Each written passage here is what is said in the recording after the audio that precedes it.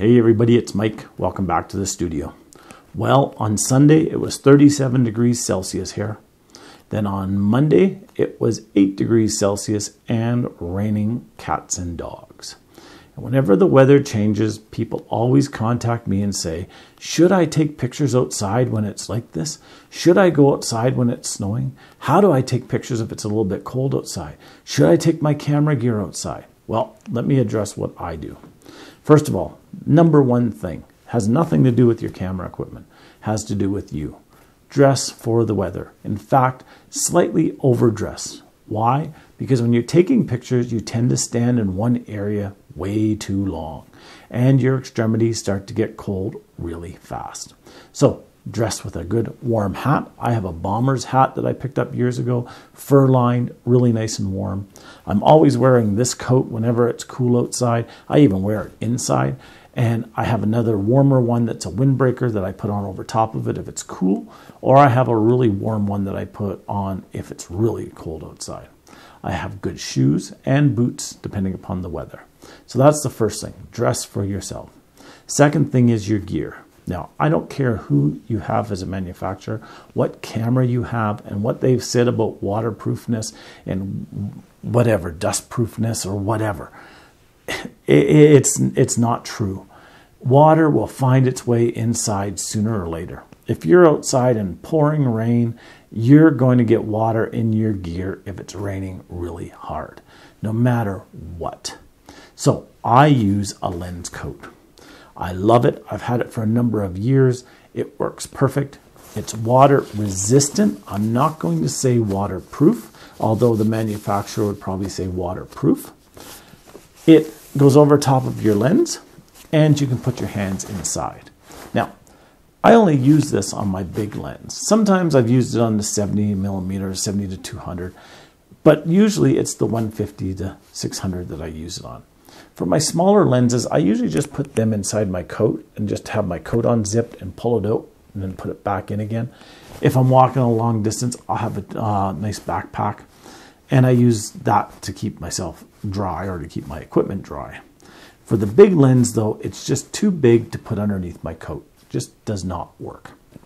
So the lens hood works with that. Now how does the lens hood work? Well, it goes over top of your lens, obviously. There's Velcro on it so you can tighten the end so that water can't get in. There's Velcro here so you can cinch it down a little bit more. On the bottom of the lens hood is actually Velcro so you can let your tripod mount come out for your lens if you should have one, or you can let the tripod mount come out for your camera if you should have that. And it has handles, or not handles, but access for your hands so you can get inside and keep your fingers warm and keep your gear dry. Now, this works perfect. This will actually keep your fingers a lot warmer in a windstorm than anything else because you're wrapped around it. They're tight inside of here. There's actually zip things on here so you can zip it down and so no wind can actually get in. And it works wonderful. It really does. On a scale of 1 to 10, I'd say it's about 9.5. Only thing I don't like is where they have the seam here. I find it hard to get my finger onto the buttons that I use, but in that case, I actually just stick my hand in the back. It has access here so that you can see the back of your camera. You can pull it over your camera so you can complete a little hoodie over top of the back, and it works great. I really do like it. Comes with a bag. The bag has mesh so that after you've shot and this is a little bit wet, you can stick it inside so it can still dry out. But I do recommend that you dry this out really well because water will find its way into just about everywhere. So that's the lens hood. The other thing that I use it a lot, is fingerless gloves. And I love fingerless gloves. They happen to be one of the great inventions of our time. Why? Because you can walk along carrying your gear like this and your fingers stay nice and warm.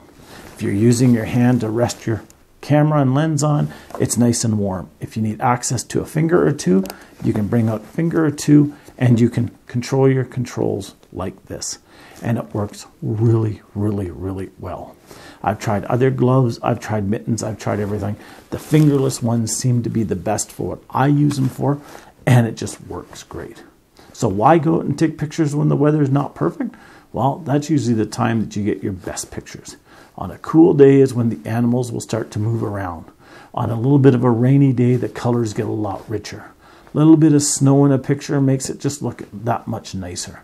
Now, as I said before, massive blizzards, massive rainstorms, you're probably not going to be out there in that. But when the weather's just a little bit off, that's when you should be out there taking pictures.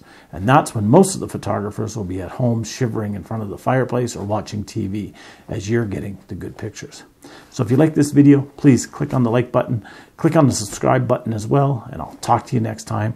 Get out there, get some amazing pictures. I think I'm going to go outside shooting tonight. Bye-bye now.